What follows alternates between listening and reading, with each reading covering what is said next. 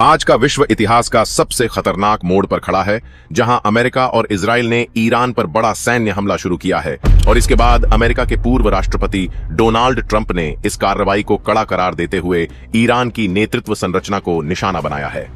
संयुक्त हमले में ईरान के सर्वोच्च नेता अयातुल्लाह अली खामेनेई की मौत की खबर सामने आई है, जिससे मध्य पूर्व में तनाव और भयंकर हो गया है। इस हमले के बाद ईरान ने जवाबी मिसाइल और ड्रोन हमले किए हैं और पूरी दुनिया इस युद्ध के फैलने का जोखिम महसूस कर रही है। दोस्तों, इस पूरे के पूरे घटनाक्रम का सबसे बड़ा मास्टरमाइंड अब आ चुका है। बताएंगे आपको इस वीडियो में। चैनल पर बने रहें। वीडियो को लाइक और चैनल को अगर अभी तक आपने हमारे TRB चैनल को सब्सक्राइब नहीं किया तो चैनल को सब्सक्राइब कर लें और बेल आइकन को जरूर दबा लीजिएगा, ताकि इससे जुड़ी खबर अपडेट आप तक सबसे पहले पहुंचती रहे।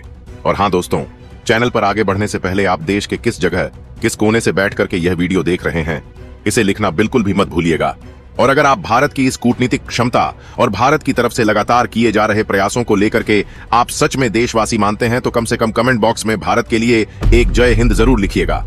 दोस्तों, अब देरी ना करते हुए असल मुद्दे पर आते हैं। दोस्तों, पश्चिम एशिया की इस भीषण और रोंगटे खड़े कर देने वाली जंग की अगली कड़ी अब उस मोड़ पर पहुंच चुकी है, जहां से पूरी दुनिया की तबाही का रास्ता साफ दिखाई दे रहा है।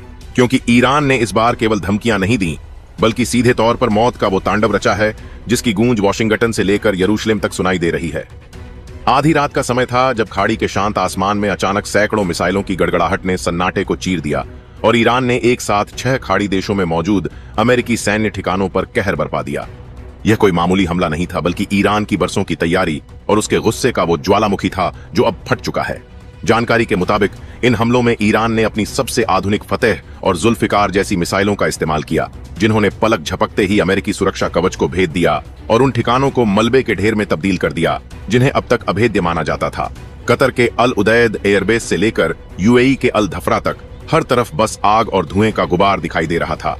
और सबसे हैरान करने वाली बात यह थी कि दुबई जैसी चमक धमक वाली जगह, जहां दुनिया की सबसे ऊंची इमारत मौजूद है, उसके पास भी आसमान में मिसाइलों और इंटरसेप्टर के बीच वो खूनी खेल देखने को मिला, जिसने वहां मौजूद लाखों पर्यटकों और निवासियों की रूह कंपा दी। अमेरिकी रडार प्रणालियां और पैट्रियट मिसाइल डिफेंस सिस्टम इस बार पूरी तरह से नाकाम साबित हुए, क्योंकि ईरान ने इस बार मिसाइलों के साथ साथ आत्मघाती ड्रोनों का वो रेला भेजा था, जिसने डिफेंस सिस्टम को उलझा कर रख दिया और इसी का फायदा उठाकर भारी मिसाइलें अपने लक्ष्यों पर जा गिरी। ईरान के सैन्य कमांडरों ने साफ कर दिया है कि यह तो केवल एक ट्रेलर है, और अगर अमेरिका या इजराइल ने दोबारा उनकी परमाणु सुविधाओं की ओर आंख उठाकर भी देखा, तो वे पूरी दुनिया का भूगोल बदलने की ताकत रखते हैं। इस हमले के बाद पूरे खाड़ी क्षेत्र में मार्शल लॉ जैसी स्थिति पैदा हो गई है और हर देश अपनी सीमाओं को सील करने में जुट गया है, क्योंकि उन्हें पता है कि अगर यह युद्ध आगे बढ़ा तो इसकी लपटों से कोई भी सुरक्षित नहीं रह पाएगा। पश्चिम एशिया के इस महासंग्राम का दूसरा हिस्सा और भी ज्यादा डरावना है, क्योंकि अब इस लड़ाई में परमाणु हथियारों का खतरा मंडराने लगा है। ईरान ने दावा किया है कि इजराइल ने उसकी परमाणु सुविधाओं पर जो गुपचुप हमले किए थे, उनमें कुछ संवेदनशील हिस्सों को नुकसान पहुंचाया है, और यही वो रेड लाइन थी जिसे पार करने के बाद ईरान ने अपना सबसे आक्रामक अवतार दिखाया है। ईरान के सर्वोच्च नेता ने अपने संबोधन में साफ कहा है कि अब संयम का समय निकल चुका है और अब केवल तलवारों से बात होगी। इस बयान के बाद अमेरिका ने अपने 5वें बेड़े को पूरी तरह से युद्ध मोड में डाल दिया है और खाड़ी क्षेत्र में अतिरिक्त एयरक्राफ्ट कैरियर और डिस्ट्रॉयर तैनात कर दिए गए हैं, जिनसे निकलने वाले फाइटर जेट्स अब 24 घंटे ईरान की सीमाओं के पास गश्त कर रहे हैं। अमेरिकी राष्ट्रपति डोनाल्ड ट्रंप ने इस हमले को अमेरिकी संप्रभुता पर सबसे बड़ा प्रहार बताया है और उन्होंने अपने जनरलों को खुली छूट दे दी है कि वे जो भी उचित समझें वो कार्रवाई करें। ट्रंप का यह कड़ा रुख दुनिया को तीसरे विश्व युद्ध की दहलीज पर ले आया है, क्योंकि रूस और चीन ने भी अब अपनी चुप्पी तोड़ी है और उन्होंने ईरान के साथ खड़े होने के संकेत दिए हैं। रूस की ओर से यह कहा गया है कि अगर ईरान पर कोई बड़ा हमला होता है तो वह इसे अपनी सुरक्षा के लिए खतरा मानेगा और ईरान को अत्याधुनिक मिसाइल डिफेंस सिस्टम और सुखोई 35 जैसे लड़ाकू विमान मुहैया कराएगा। वहीं चीन ने भी वैश्विक अर्थव्यवस्था का हवाला देते हुए अमेरिका को चेतावनी दी है कि खाड़ी क्षेत्र में किसी भी तरह की अस्थिरता तेल की कीमतों को आसमान पर पहुंचा देगी, जिससे पूरी दुनिया में हाहाकार मच जाएगा। भारत के लिए यह स्थिति सबसे ज्यादा चुनौतीपूर्ण है, क्योंकि खाड़ी देशों में हमारे लाखों भाई बहन रहते हैं और हमारी ऊर्जा जरूरतों का एक बड़ा हिस्सा यहीं से आता है। प्रधानमंत्री मोदी ने इस मामले पर उच्च स्तरीय बैठक बुलाई है और सभी पक्षों से शांति की अपील की है, लेकिन जमीन पर हालात ऐसे हैं कि अब कोई भी पीछे हटने को तैयार नहीं है और हर बीतता पल एक नई तबाही की दस्तक दे रहा है। जंग के इस तीसरे अध्याय में समुद्री मोर्चे पर जो हलचल शुरू हुई है, उसने पूरी दुनिया की सप्लाई चेन को खतरे में डाल दिया है। ईरान ने धमकी दी है कि अगर उस पर आर्थिक प्रतिबंध और कड़े किए गए या उसके तेल टैंकरों को रोका गया तो वह होर्मुज जलद मरुमध्य को हमेशा के लिए बंद कर देगा, जहां से दुनिया का 1/3 कच्चा तेल गुजरता है। इस धमकी के तुरंत बाद अंतर्राष्ट्रीय बाजार में कच्चे तेल की कीमतों में जबरदस्त उछाल देखा गया है और कई देशों में पेट्रोल डीजल की किल्लत शुरू हो गई है। ईरान की नौसेना ने अपने छोटे और तेज रफ्तार हमलावर जहाजों को समुद्र में तैनात कर दिया है, जो किसी भी अमेरिकी जहाज को निशाना बनाने के लिए तैयार हैं। उधर इजराइल ने भी अपने F-35 विमानों को हाई अलर्ट पर रखा है और खबर है कि इजरायली खुफिया एजेंसी मोसाद ने ईरान के भीतर कई बड़े ऑपरेशनों को अंजाम देने की योजना बनाई है ताकि ईरान के मिसाइल लॉन्चिंग पैड्स को नष्ट किया जा सके। दुबई और अबू धाबी जैसे शहरों में इस वक्त दहशत का माहौल है, क्योंकि वहां के प्रशासन ने अपने नागरिकों को अंडरग्राउंड बंकरों में रहने की सलाह दी है और आसमान में हर वक्त युद्धक विमानों की गर्जना सुनाई दे रही है। यह नए दौर की वो जंग है जहां केवल बारूद ही नहीं बल्कि साइबर वॉरफेयर का भी इस्तेमाल किया जा रहा है। ईरान ने दावा किया है कि उसने अमेरिका के कुछ महत्वपूर्ण कमांड सेंटर के ग्रिड को हैक कर लिया है, जिससे वहां की संचार व्यवस्था प्रभावित हुई है, जबकि अमेरिका ने ईरान के मिसाइल कंट्रोल सिस्टम पर बड़े साइबर हमले की बात कही है। इस डिजिटल और फिजिकल जंग के बीच आम इंसान पिस रहा है और पूरी मानवता एक बड़े संकट की ओर बढ़ रही है, जहां से वापस लौटना नामुमकिन लग रहा है। भारत ने अपने नागरिकों को वहां से निकालने के लिए ऑपरेशन की तैयारी शुरू कर दी है, लेकिन जिस तरह से एयर स्पेस बंद हो रहे हैं उससे यह काम और भी मुश्किल होता जा रहा है। अगली कड़ी में इस युद्ध का विस्तार अब यूरोप और एशिया के अन्य हिस्सों तक पहुंचता दिखाई दे रहा है, क्योंकि तुर्की और सऊदी अरब जैसे देश भी अब इस गुटबाजी का हिस्सा बनने पर मजबूर हो रहे हैं। सऊदी अरब ने अपने एयर डिफेंस सिस्टम को पूरी तरह सक्रिय कर दिया है, क्योंकि उसे डर है कि ईरान की मिसाइलें उसके तेल के कुओं को निशाना बना सकती हैं। वहीं तुर्की के राष्ट्रपति एर्दोगन ने इस पूरे मामले में अमेरिका के रुख की निंदा की है, जिससे नाटो गठबंधन के भीतर भी दरारें साफ दिखाई दे रही हैं। ईरान ने अपने सहयोगियों यानी हिजबुल्लाह और हूती विद्रोहियों को भी युद्ध में कूदने का आदेश दे दिया है, जिसके बाद लेबनान और यमन की सीमाओं से भी इजराइल और अमेरिकी ठिकानों पर हमले शुरू हो गए हैं। हूती विद्रोहियों ने लाल सागर में कई व्यापारिक जहाजों को निशाना बनाया है, जिससे समुद्री व्यापार पूरी तरह ठप हो गया है। अमेरिका ने इसे अंतर्राष्ट्रीय कानून का उल्लंघन बताया है और यमन पर बड़े पैमाने पर बमबारी शुरू कर दी है, लेकिन इस आग को बुझाने के बजाय अमेरिका की हर कार्रवाई इसे और ज्यादा भड़का रही है। चीन इस पूरे मामले में एक चालाक खिलाड़ी की तरह व्यवहार कर रहा है। वह एक तरफ शांति की बात कर रहा है तो दूसरी तरफ ईरान को चोरी छिपे तकनीक और आर्थिक मदद पहुंचा रहा है, ताकि अमेरिका इस क्षेत्र में उलझा रहे और चीन को अपनी विस्तारवादी नीतियों को आगे बढ़ाने का मौका मिल सके।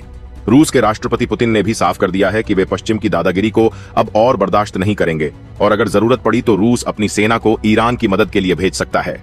इस वैश्विक ध्रुवीकरण ने दुनिया को दो हिस्सों में बांट दिया है और अब सवाल यह नहीं है कि युद्ध होगा या नहीं, बल्कि सवाल यह है कि यह युद्ध कितनी तबाही के बाद रुकेगा। जंग के इस 5वें भाग में ईरान के भीतर की स्थिति और वहां के लोगों के जज्बे की बात करना जरूरी है, क्योंकि इतने बड़े हमलों के बावजूद ईरानी जनता अपनी सरकार के साथ खड़ी नजर आ रही है। तेहरान की सड़कों पर लाखों लोग अमेरिका और इजराइल के खिलाफ प्रदर्शन कर रहे हैं और वे अपनी संप्रभुता की रक्षा के लिए किसी भी बलिदान को तैयार हैं। ईरान ने अपने भूमिगत मिसाइल शहरों के वीडियो जारी किए हैं, जो दिखाते हैं कि उसके पास हजारों की संख्या में ऐसी मिसाइलें हैं जो जमीन के काफी नीचे सुरक्षित रखी गई हैं और जिन पर किसी भी हवाई हमले का असर नहीं होगा। इन वीडियो ने अमेरिका की चिंता बढ़ा दी है, क्योंकि इसका मतलब है कि केवल हवाई हमलों से ईरान को झुकाया नहीं जा सकता।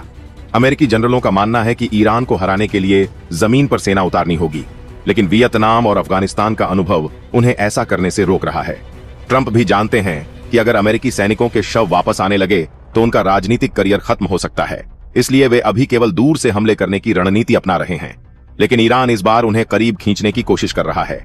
ईरान ने साफ कर दिया है कि वह अमेरिका को उस दलदल में फंसा देगा जहां से निकलना मुमकिन नहीं होगा। इसी बीच इजराइल के भीतर भी आंतरिक तनाव बढ़ रहा है, क्योंकि वहां की जनता को डर है कि ईरान के हमले में उनके शहर मलबे में तब्दील हो सकते हैं। इजराइल का आयरन डोम सिस्टम इस बार 100% कामयाब नहीं रहा है और कुछ मिसाइलें रिहायशी इलाकों में गिरी हैं, जिससे भारी जान माल का नुकसान हुआ है। यह स्थिति इजराइल के लिए नई है और वहां के प्रधानमंत्री पर अब युद्ध रोकने या उसे निर्णायक मोड़ पर ले जाने का भारी दबाव है।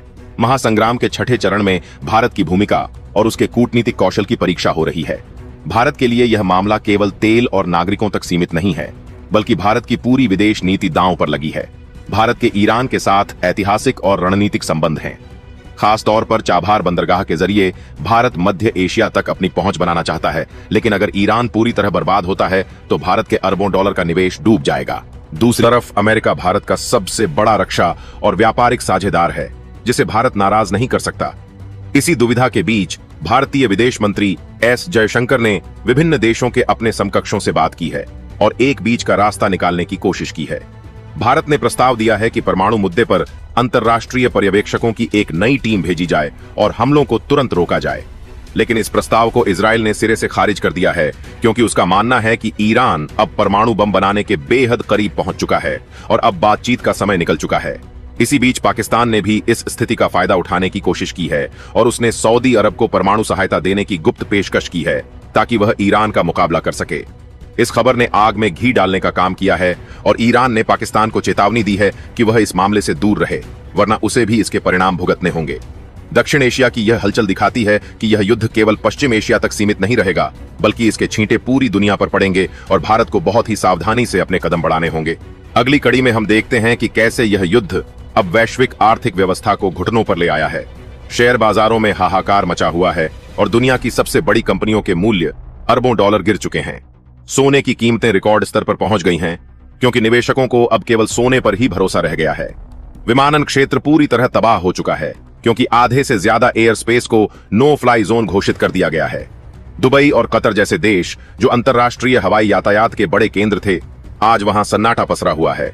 दुबई का पर्यटन उद्योग, जो वहां की अर्थव्यवस्था की रीढ़ है, वह पूरी तरह ध्वस्त हो गया है और हजारों की संख्या में विदेशी नागरिक वहां से भाग रहे हैं। यह स्थिति उन देशों के लिए बहुत बड़ा सबक है जो केवल बाहरी निवेश और पर्यटन पर निर्भर थे। ईरान ने अपने मिसाइल हमलों से यह साबित कर दिया है कि आधुनिक तकनीक और हथियारों के दौर में कोई भी जगह सुरक्षित नहीं है। अमेरिका के भीतर भी अब युद्ध विरोधी प्रदर्शन शुरू हो गए हैं और वहां के नागरिक मांग कर रहे हैं कि उनके टैक्स का पैसा दूसरे देशों की जंग में बर्बाद न किया जाए। लेकिन रक्षा कंपनियां और हथियार निर्माता इस युद्ध को और लंबा खींचने के लिए लॉबिंग कर रहे हैं, क्योंकि उनकी कमाई का यही सबसे बड़ा जरिया है। इस राजनीतिक और आर्थिक खींचतान के बीच वह आम इंसान भूल गया है जिसे इस युद्ध का सबसे बड़ा खामियाजा भुगतना पड़ेगा। चाहे वह तेहरान का नागरिक हो या न्यूयॉर्क का, हर कोई डर के साये में जीने को मजबूर है। जंग के 8वें भाग में उन हथियारों की बात करना जरूरी है जो इस युद्ध में पहली बार इस्तेमाल किए जा रहे हैं। ईरान ने दावा किया है कि उसने अपनी नई हाइपरसोनिक मिसाइल का सफल परीक्षण युद्ध के मैदान में किया है, जो ध्वनि की गति से 5 गुना तेज चलती है और जिसे दुनिया का कोई भी डिफेंस सिस्टम नहीं रोक सकता। इस मिसाइल ने अमेरिका के एक प्रमुख नेवल बेस को निशाना बनाया है, जिससे अमेरिकी नौसेना को भारी नुकसान हुआ है। इसके जवाब में अमेरिका ने अपने लेजर हथियारों का इस्तेमाल शुरू कर दिया है, जो हवा में ही मिसाइलों को जलाकर राख कर देते हैं। लेकिन लेजर हथियारों की भी एक सीमा है और वे एक साथ आने वाली सैकड़ों मिसाइलों को नहीं रोक सकते। चीन ने इस युद्ध को अपनी नई ड्रोन स्वार्म तकनीक के परीक्षण के रूप में इस्तेमाल किया है, जो उसने गुपचुप तरीके से ईरान को दी है। इस तकनीक में हजारों छोटे छोटे ड्रोन एक साथ एक मधुमक्खी के छत्ते की तरह हमला करते हैं और दुश्मन के रडार को पूरी तरह जाम कर देते हैं। यह आधुनिक युद्ध का वो डरावना चेहरा है जहां इंसान की जगह मशीनें लड़ रही हैं और मौत का फैसला एक बटन दबाकर किया जा रहा है। इजराइल ने भी अपने नए इलेक्ट्रोमैग्नेटिक पल्स हथियारों का इस्तेमाल किया है, जिसने ईरान के कुछ शहरों की पूरी बिजली और इलेक्ट्रॉनिक उपकरणों को एक झटके में बंद कर दिया है। यह तकनीकी युद्ध अब उस स्तर पर पहुंच गया है जहां मानवता का विनाश निश्चित लग रहा है और प्रकृति भी इन धमाकों और प्रदूषण से कराह रही है। महासंग्राम के 9वें चरण में हम उस कूटनीतिक विफलता की बात करेंगे जिसने दुनिया को इस मोड़ पर पहुंचाया। संयुक्त राष्ट्र सुरक्षा परिषद इस वक्त पूरी तरह अपंग नजर आ रही है, क्योंकि अमेरिका, रूस और चीन एक दूसरे के प्रस्तावों को वीटो कर रहे हैं और कोई भी सर्वसम्मत समाधान नहीं निकल पा रहा है। महासचिव के शांति के संदेश केवल कागजों तक सीमित रह गए हैं और जमीन पर केवल बारूद की भाषा बोली जा रही है। इस विफलता ने यह साबित कर दिया है कि दूसरे विश्व युद्ध के बाद बनाया गया यह अंतर्राष्ट्रीय ढांचा अब पुराना पड़ चुका है।